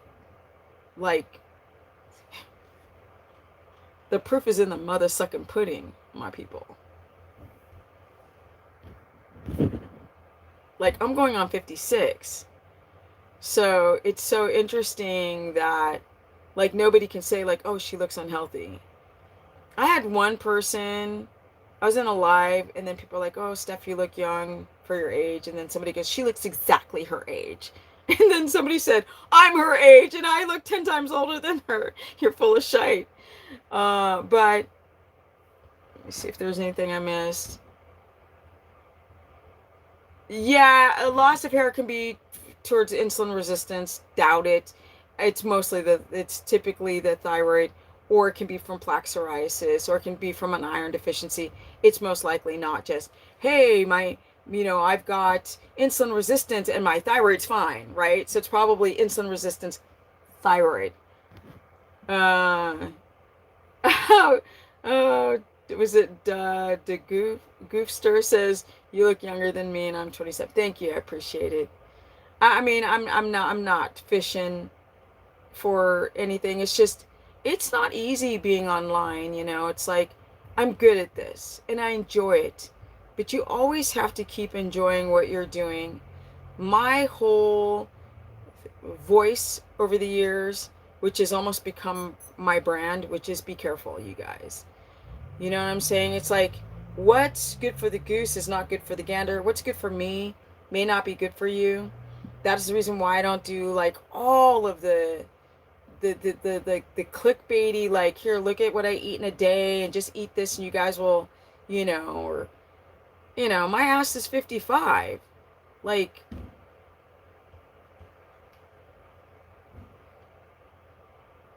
oh, just as a cofactor. Yes. And Ian's like, no, I'm not just saying insulin resistance. It could be a co-reason why the thyroid is pissed and the hair's falling out.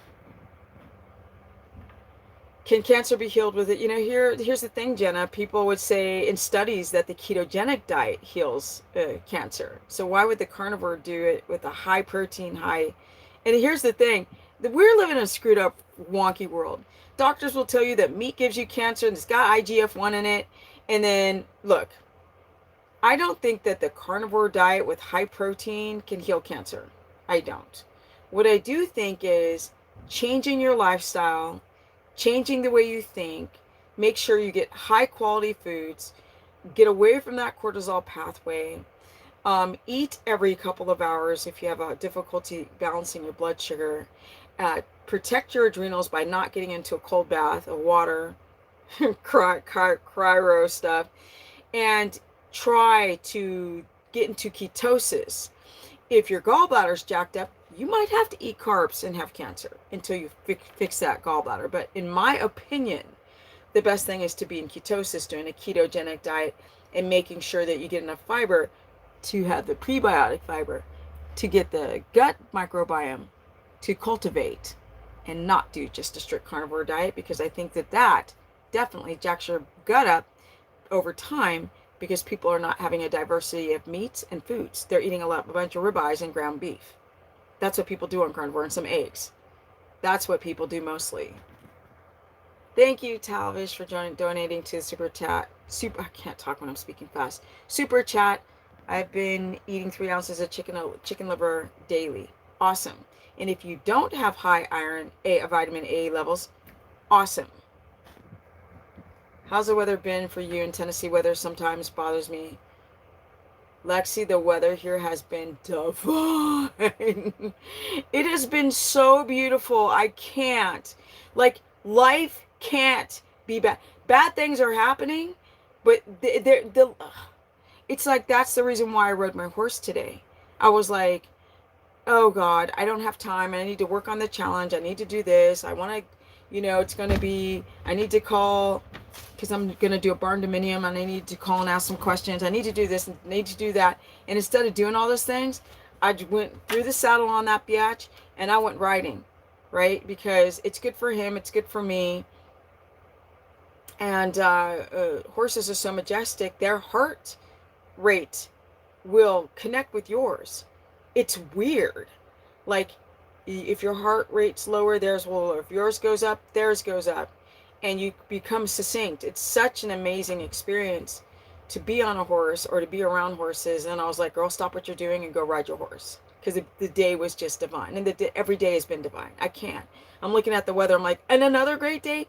Low humidity. Texas was absolute freaking disgusting. It was awful. This is just like, it's better weather here than in California right now. It's amazing.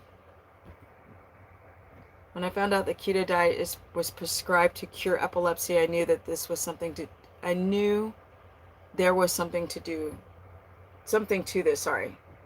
Can't read sometimes. I'm wanting to order Liverwurst made with beef, liver, kidney, heart from US Wellness Meats. Do you recommend it? Yes. But with breast cancer, estrogen and progesterone is not good in carnivore, and keto increase them. No, who told you that, Tony? That's a bunch of nonsense. Why would what? First of all, progesterone is anti-cancer, so I don't understand that. I don't understand the question. How would keto? You have 3 different.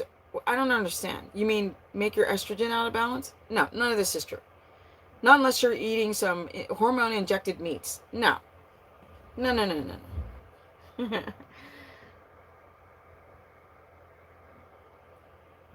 It's amazing. Talvish says it's amazing how liver gives you a lot of nutrition in small amounts. I agree. I haven't spoken Swedish in a long time. Jag håller med. Definitivt. Ni måste prata lite mer svenska så jag kan säga hej till alla som kommer från Scandinavia. You probably wouldn't like the climate in Canada. Hell no. I don't like what they're doing to that country, let alone the climate. I'll take the climate any day over freaking what they're doing to Canada. Jenna says, remember to like up the stream, guys. So don't forget to like up stream, newbies who come into the chat. Dr. Barry and Dr. Biz and Fung. What, did I miss something? What do I think about wild yam cream? I don't think that you should take anything that's for your hormones if you don't need to. they can be endocrine disruptors. Your own natural progesterone or estrogen, or from the progesterone from cream, some women have really bad reactions to it. What I do suggest is try to heal your adrenal system. Try to get the liver to get some of that estrogen out. Poop every day. Look at my poop videos. A book suggestion on how to starve cancer by Jane McLellan. Never heard of it? Awesome. 3 online carnivore keto doctors. They are what? I don't know what you're saying, Tony.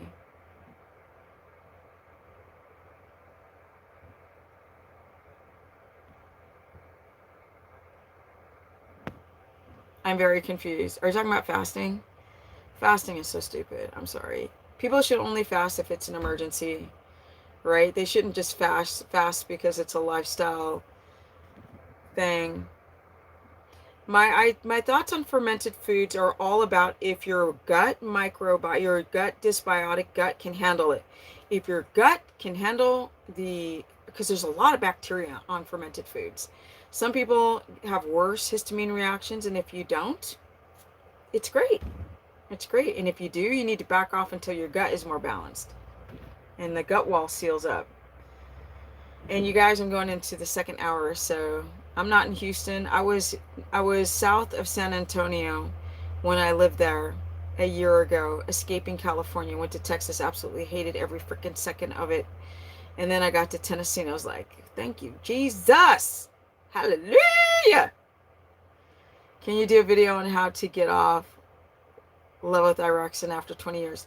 See, the only thing, Myra, is I'm not an expert on levothyroxine. That is where, if I did a video on this, do you know how many women might be like, well, Stephanie said that's where you get yourself into legal problems.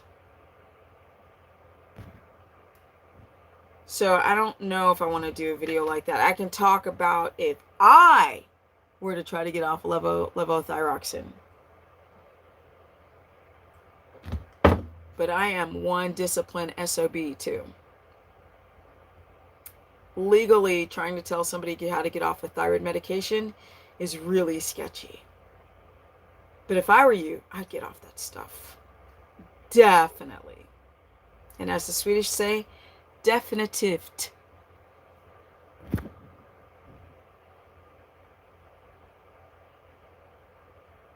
Well, guys, we're reaching the end of this video. And thunder, my horse did not bother me one time. Yay! But hopefully you guys will be able to rotate your foods, get high quality foods. Really, you can use your glucometer to see if you're having a histamine reaction to certain foods. You can also use a heart rate monitor to see if it increases if you're eating something after 20 minutes, and to test your blood sugar before you eat a food, and then up to 2 hours later to see if you're having a blood sugar increase on histamine, to then know what foods can I handle.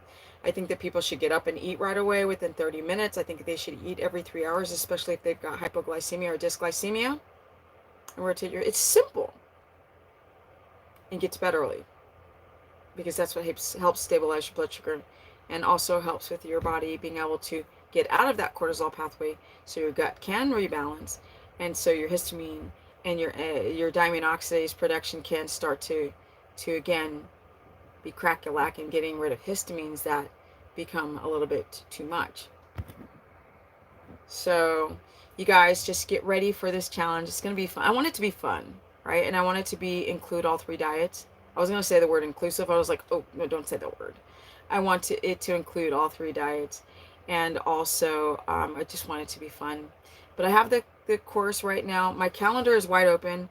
So a lot of you guys email me, I can't, there's no dates. There's dates now. So if you guys need a consultation with me directly, if you're struggling, I got you.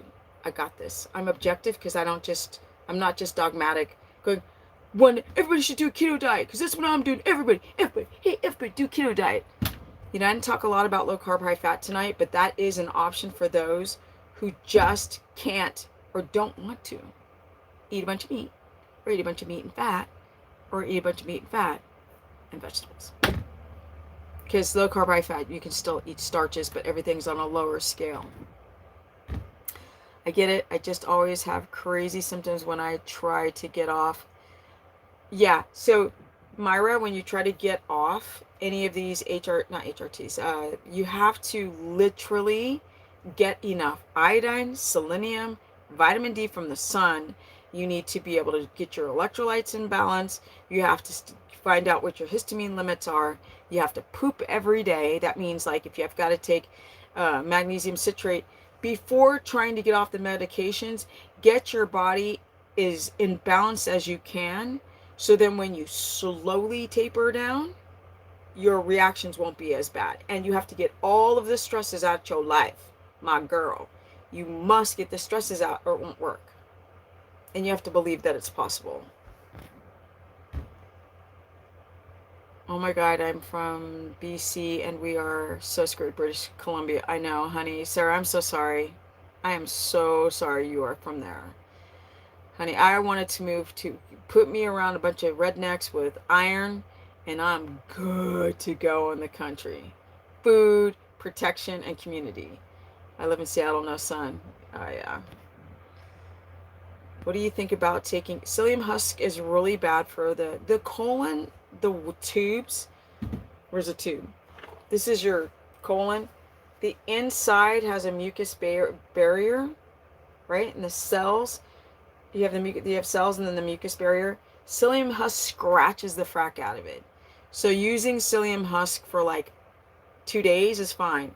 But using it because you've got chronic constipation and you're not pooping every day, that's really inflammatory to your gut wall. So it's a hard pass no.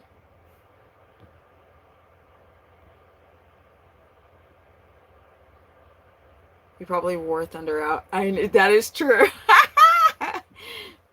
Although I hear him now. His hooves are so big because he's a huge horse. So he's got these mammoth hooves and they don't crackle like most horses. Look at their feet. If they don't have shoes on, they look like chiclet broken down. They look awful because humans give them too many antibiotics, too much aspirin or too much NSAIDs. And so the horses' guts are destroyed from humans giving them. And they just like, they don't care, like another antibiotic, you know, penicillin. And I'm like, my horse had a hematoma because a stud attacked him. He developed a hematoma because he got a cut here. And, I mean, they gave me 3 weeks of penicillin. I was like, you can kiss my brown ass. We did a day. And then we did, what's it called? Dang, it just went out of my head. And natural antiseptic and aloe vera, witch hazel. And that thing cleared right on up. We had to drain the hematoma. Don't get me wrong. See, I get it. I just always have crazy symptoms when I try to go. Oh, okay, I read that. We caught up. Why do humans ruin everything? It's like, I want to do videos just about like life, you know. I need to take a camera, go outside and film life instead of being stuck in this camper in the evening doing live streams, jacking up my sleep. Because with what's happening with the world today, I don't understand why people aren't talking about it. Hey Stephanie, been watching you on and off for like 4 years. Been having issues with night eating for like 8 years now. Any advice? I don't know what you're doing in the day. I don't know what type of job you have, but I know that your leptin signaling might be jacked up. And this is where, I hate to say it, but a consultation would probably be advantageous because I just don't know about you enough.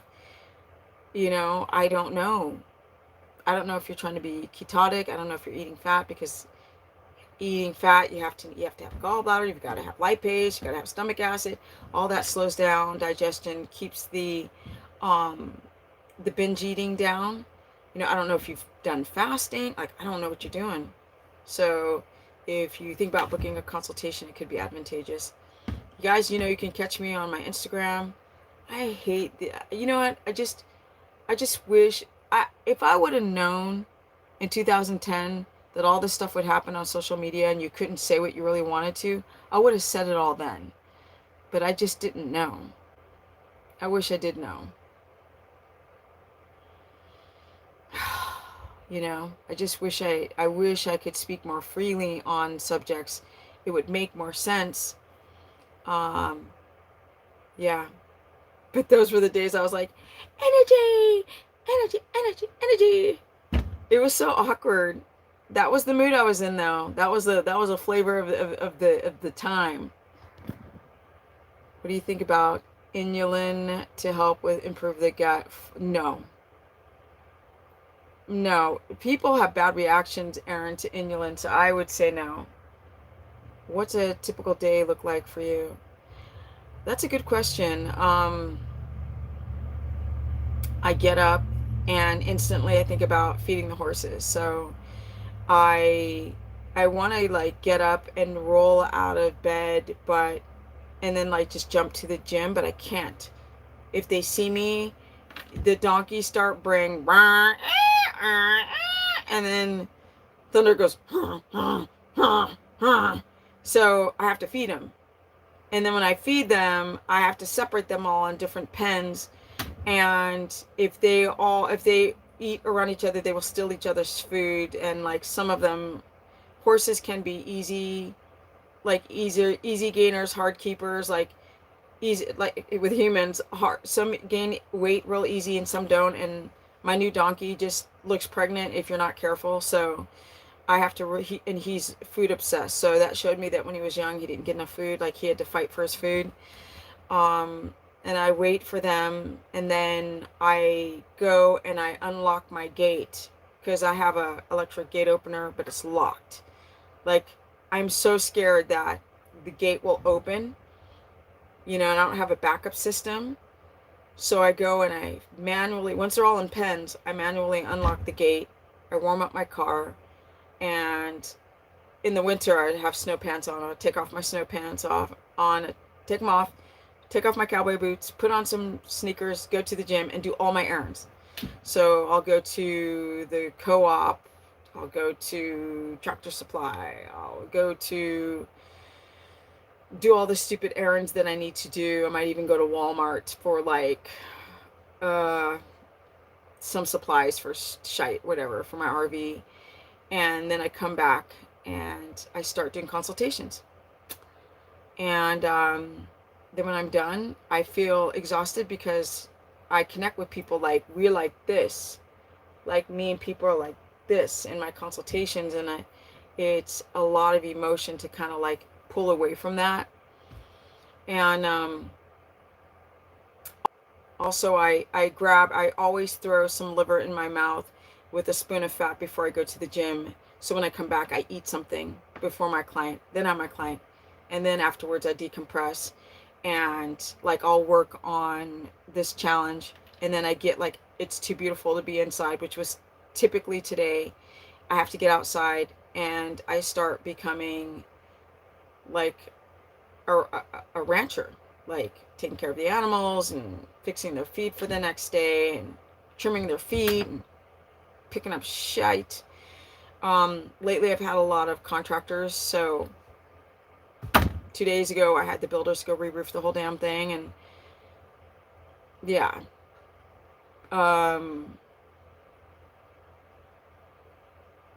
Whatever I'm doing a lot of stuff. Like now oops, oh, my light died. If you guys didn't notice, there's this sticker that was always here in the background, and I'm getting ready to repaint. Let me get this light. I'm getting ready to paint, it's gonna be way too bright. I'm getting ready to paint my camper. I'm gonna renovate it. Oh, also right now, if anybody out there knows of any friggin', I need to do a video on this, right? I need somebody, a contractor or a, my brain's all over the place. Who built house plans? I can't think of the word right now. No, I'd sear the liver. Don't do raw liver. Sear it. Keep the middle raw. Sear the outside. And then I'll, architect, thank you. I need an architect for this build. The house is so simple, but like, I'm obsessed with windows. I want windows everywhere. And my floor plan, it's only going to be a 1-bedroom with a loft upstairs, but how to put it all in. So I'm hitting a bunch of walls, and like, I'll talk to people and they'll be like, I don't know. Yeah, a 2-hour stream made me mush. You know what it is? It's because right now I keep thinking about, it's 9 o'clock and I've got an hour before I go to bed, and I keep thinking about, I need to work on this challenge. And so I start thinking about that as I'm talking, and my brain shifts, which is why I start sounding like I'm all over the place. Plus, I get tired of talking about food and stuff like that. That's exciting, building a house. It's going to be a barn dominium. I'm doing everything. I want to show you guys how you can buy land and build a house on the cheap.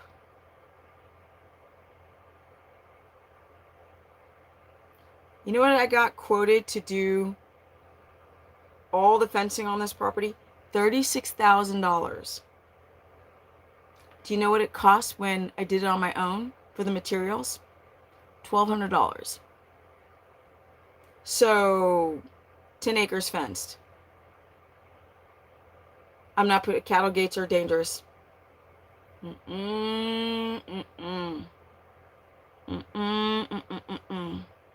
My mini little horse would just get his leg stuck in that thing. Oh no, he'd break his leg in a cattle. No, that stuff scares me. Sorry, that scares the crap out of me. They can be dangerous, yeah. Look, farmers who got cows, they don't care. Cow go breaks his leg, who cares? There's like more cows. My horses are like my kids, right? They're like pets. People, every time I meet people here, they're like, oh, so what do you do with your horses? I'm like, what do you mean, what do I do with them? What do you do with your dog? Like, I'm not showing a horse. I'm not doing any lick events. I'm not showing my horse. I don't give a crap about freaking dressage. I just like to hang out with them and ride them. Him. You can't ride the other ones. So now that Redmond's is out, the Celtic has all of the electrolytes we need. No, salt does not have, none of them have all the electrolytes. It's not going to have enough potassium, right? It's not going to have calcium. So,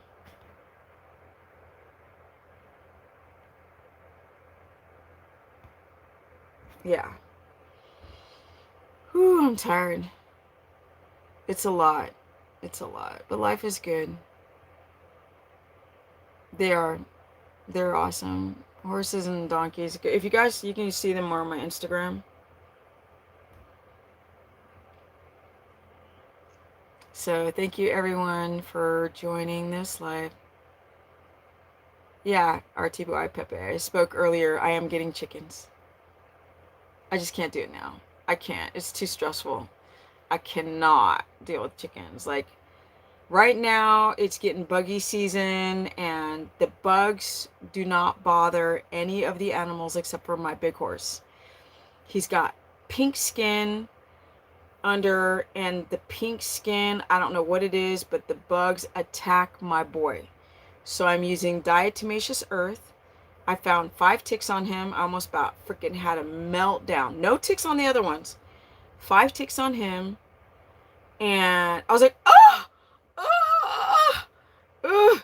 So I took the diatomaceous earth and I was like, die, you motherfuckers. I said fluckers. And I was like, rubbing the diatomaceous earth on them. And then the next day they fall off. It pretty much is like putting acid on them. It's like, diatomaceous earth, people, keeps the chiggers and the ticks away. But that's another damn thing I have to do. I sit in there, have to put that damn powder all over him. The stuff that goes in the pulse filters. Yeah, it could be. It's a food grade diatomaceous earth, which I think the crystals, whatever it's called, not crystals, whatever it is. It's they're made from fossils, whatever, is smaller sizes, so it's not as scratchy to the body. You can eat it. I did. I don't, and that poor horse gets eaten alive. So I've got to go and dust him. I don't know how I'm ever going to take a vacation. Like, who is going to take the care that I do of these animals? Anybody out there want to come, babysit my animals?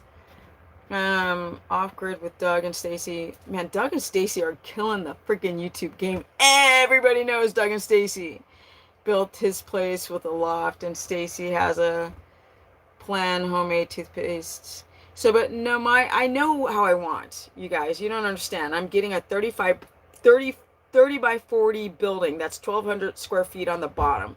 It's probably going to be another 300 square feet up in the loft, right? Making it 1,500 square feet, 1 bedroom upstairs, main bathroom upstairs, a small water closet below, open ceiling, 18-foot walls, vaulted cathedral ceilings with windows all the way down the mother-sucking face of it. But I don't know where to, and I'm doing geothermal cooling and heating. I need to build a closet so that stuff can go inside of it. And I just don't know where the doors should go, because eventually I want to do a breezeway into another building. Okay, you got to factor in which way the sun is coming. If you want to build a deck, the side where the sun isn't, there's a lot of, you can get a lot of wet and fungusy mold can grow on. If you have a building, where's a building? Where's a building? Where can I use it? Okay, this is a building. This side gets the sun. This side doesn't. This side is where wetness can grow. You got to think about all that kind of stuff.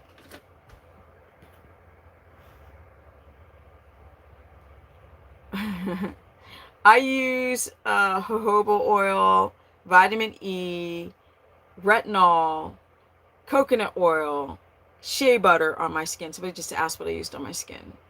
And I eat a lot of fat. And that's what's good, to keep your skin from getting all crinkly when you get old, like my ass. I cannot believe that in a few months I will be closer to 60 than whatever. And it's freaking blowing my mind.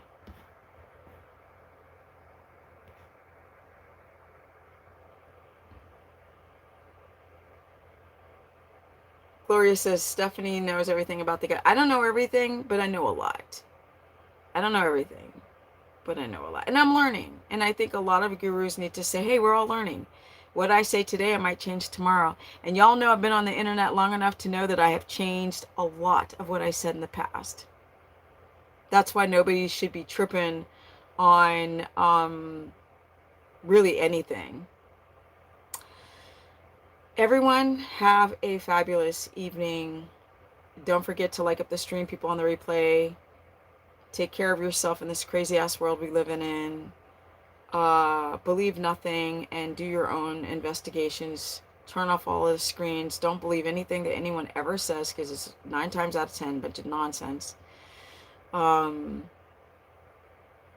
Be grateful for what you have instead of worrying about what you don't have, including your health.